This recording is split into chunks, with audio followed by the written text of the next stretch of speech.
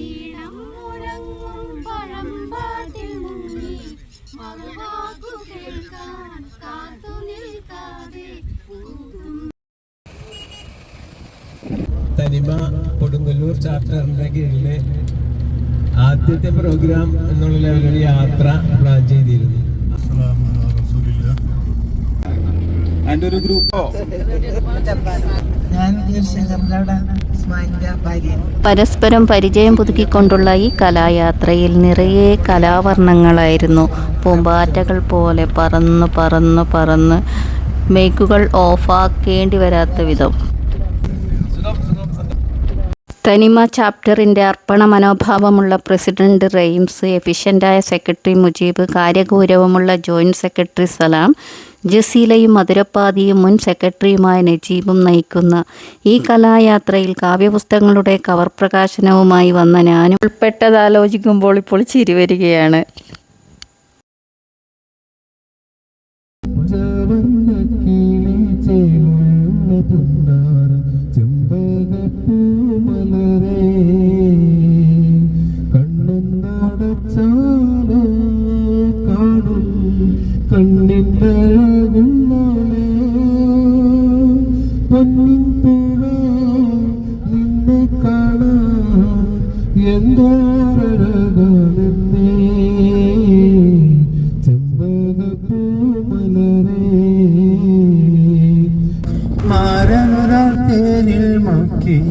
മണിമുത്തം തന്നിട്ടോ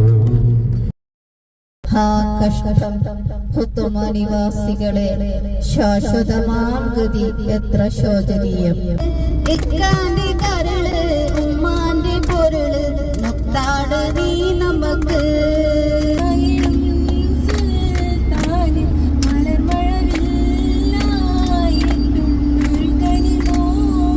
പകലക്കിനാറിന്റെ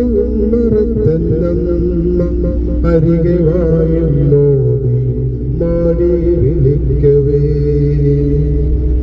ഒരു ഗഫൂർ മാഷയൊക്കെ ഓർമ്മയുണ്ട്.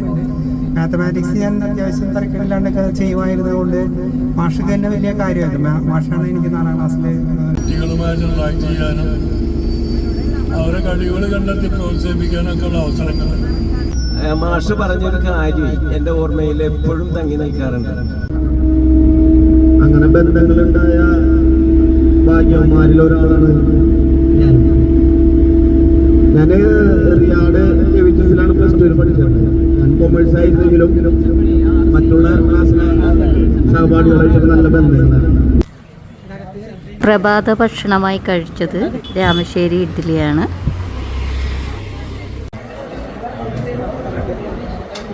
ഇവിടെ നല്ല തിരക്കുണ്ടായിരുന്നു, എന്നാലും ഇത്തിരി സമയം ക്യൂ നിന്നിട്ട് നമ്മളത് കഴിച്ചു. ഇപ്പോൾ നമ്മളുള്ളത് ഓട്ടുപുലാക്കൽ വേലുക്കുട്ടി വിജയൻ എന്ന നമ്മുടെ OV വിജയൻ സാറിൻ്റെ സ്മാരകങ്ങൾ ഉറങ്ങുന്ന വീട്ടിലാണ്. അതായത് അവിടെ അവരുടെ കഥാപാത്രങ്ങളെല്ലാം പുനഃസൃഷ്ടിച്ചിരിക്കുകയാണ്. അദ്ദേഹത്തിൻ്റെ ഒരുപാട് നല്ല ഫോട്ടോകളായാലും പ്രതിമകളായാലും ഒരുപാട് കാര്യങ്ങൾ ആലേഖനം ചെയ്ത ഒരു സുരസുന്ദരമായ വർണ്ണാഭമായ ഒരു കൊച്ചു ലോകം.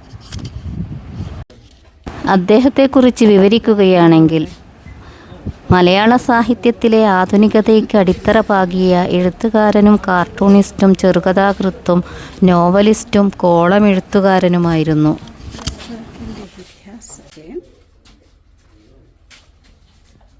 ഒരു നീണ്ട മുറിയിൽ അദ്ദേഹവുമായി ബന്ധപ്പെട്ട വിവിധ തരം ഫോട്ടോകൾ തലങ്ങും വിലങ്ങും വെച്ചിരിക്കുകയാണ്. ഞങ്ങളതൊക്കെ നോക്കിക്കൊണ്ടും അദ്ദേഹത്തെക്കുറിച്ച് വായിച്ചറിഞ്ഞ ഓർമ്മകൾ പുതുക്കിക്കൊണ്ടും നടക്കുകയാണ്.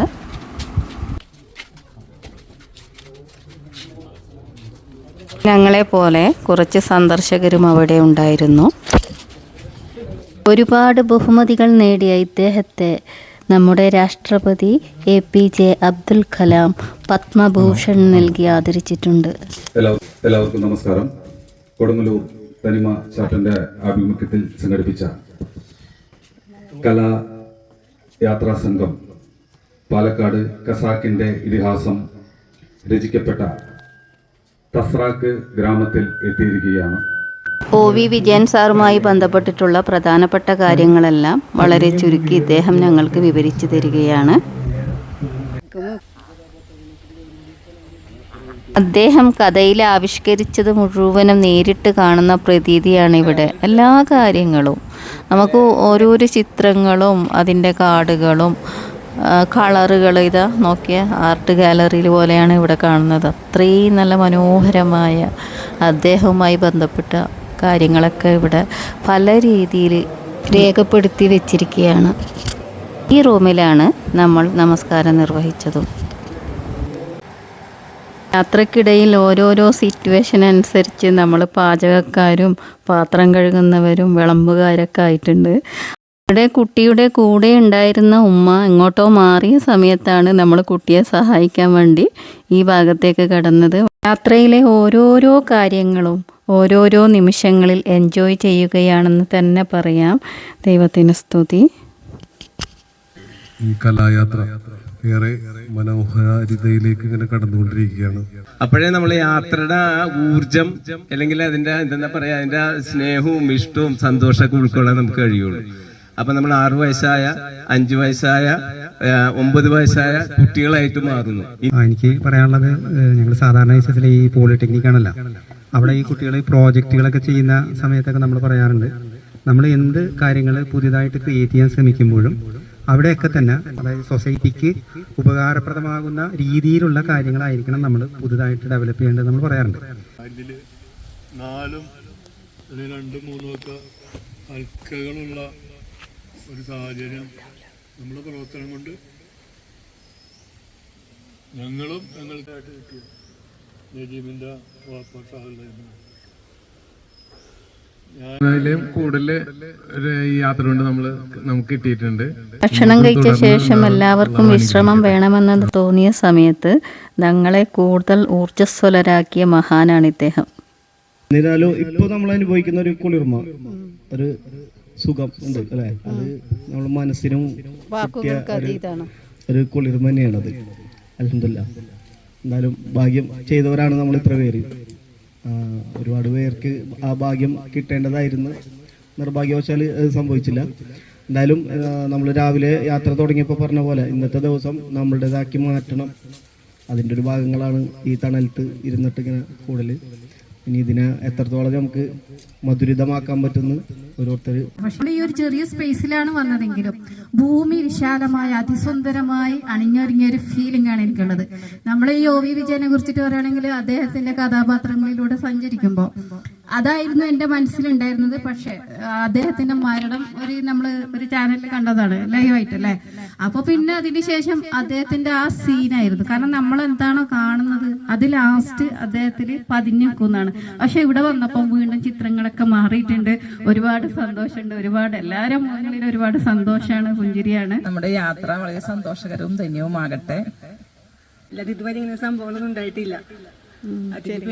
നല്ലൊരു സന്തോഷം ഉണ്ട്. അതിനെല്ലാവരോടും നന്ദി പറയുന്നത്. ഇത്രത്തോളം എത്തിയത് അൽഹംദുലില്ലാ. നമ്മള് ഒരു 49 പേരൊക്കെ ഉദ്ദേശിച്ചിട്ട് തുടങ്ങിയ പരിപാടിയാണ്. നിറമുള്ള ജീവിതത്തിൽ തന്നു എന്റെ ചിറകിലാകാശവും നീ തന്നു, നിന്നാത്മശിഖരത്തിൽ ഒരു കൂട് തന്നു, ആത്മശിഖരത്തിൽ ഒരു കൂട് തന്നു. ഇവിടുന്ന് പെട്ടെന്നൊന്നും ഇറങ്ങാൻ തോന്നുന്നുണ്ടായിരുന്നില്ല. നന്നായിട്ട് വിശന്നപ്പോൾ മനസ്സില്ലാ മനസ്സോടെ ഇറങ്ങി. പിന്നെ നേരെ പോയത് മലമ്പുഴയിലേക്കാണ്.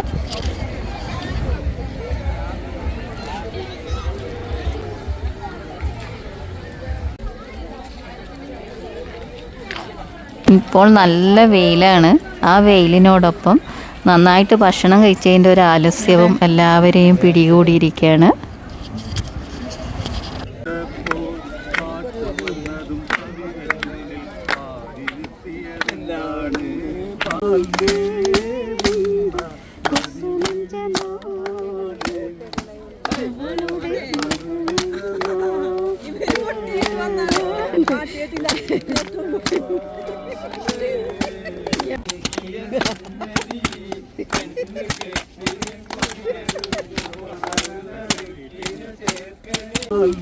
ഞാനും ജസീലയും ഫോട്ടോ എടുക്കാൻ വേണ്ടി മാറിയ സമയത്ത് ഒരു കല്യാണ പാർട്ടി വരുന്നതെന്ന് തോന്നിയിട്ട് ഞങ്ങൾ നോക്കുമ്പോൾ ഇതാ നമ്മുടെ പ്രസിഡൻറ്റിനെ ആനയിച്ച് വരികയാണ്.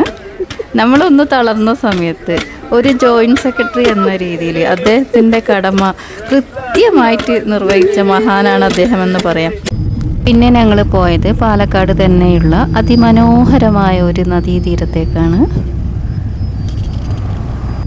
പ്രകൃതിയുടെ ഓരോ നിറങ്ങൾക്കും ഓരോരോ വികാരം പോലെ വളരെ മികച്ച ഭാഷയിൽ ഞങ്ങളോട് സംസാരിക്കുന്നത് പോലെ വാക്കുകൾക്ക് അതീതമായ പ്രകൃതി സൗന്ദര്യം നുകർന്നപ്പോൾ അതിന് വല്ലാത്തൊരു ലഹരിയായിരുന്നു.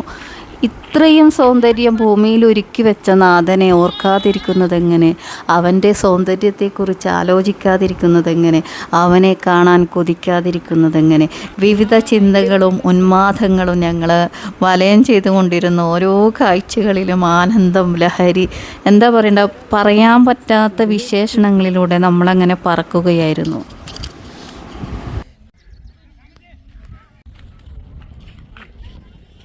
പിന്നീട് അവിടെ കുറച്ച് സമയം ഇരിക്കണമെന്ന് തോന്നി.